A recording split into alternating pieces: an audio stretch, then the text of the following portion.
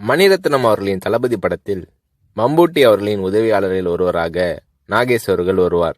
நாகேஷ் அவர்களிடம் 10 நாள் கால்ஷீட் வாங்கி இருந்த போதிலும் படத்தில் நாகேஷ் அவர்கள் நடித்த 3 காட்சிகள் மட்டுமே இடம்பெற்றிருந்தன. பிறகு ஒரு நாள் ரஜினி அவர்களை நாகேஷ் சந்தித்த போது, மணிரத்னம் என் கால்ஷீட்டை வீணாக்கிவிட்டார், இன்னும் சில காட்சிகளில் என்னை பயன்படுத்தியிருக்கலாம் என்று நாகேஷ் அவர்கள் தன்னுடைய ஆதங்கத்தை வெளிப்படுத்திய போது, ரஜினி அவர்கள் பதிலேதும் சொல்லாமல் புன்னகை புரிந்தார். அவ்வளவுதான். பின்னர் தான் நாகேஷ் அவர்களுக்கு ரஜினி அவர்களின் மௌனத்தின் அர்த்தம் புரிந்தது.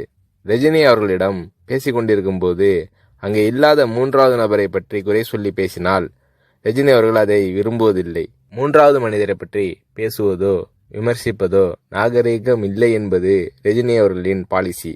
இது நாகேஷ் அவர்களுக்கு தெரிய வந்தபோது ரஜினி அவர்கள் மீதான மதிப்பு நாகேஷ் அவர்களின் உள்ளத்தில் பல மடங்கானது.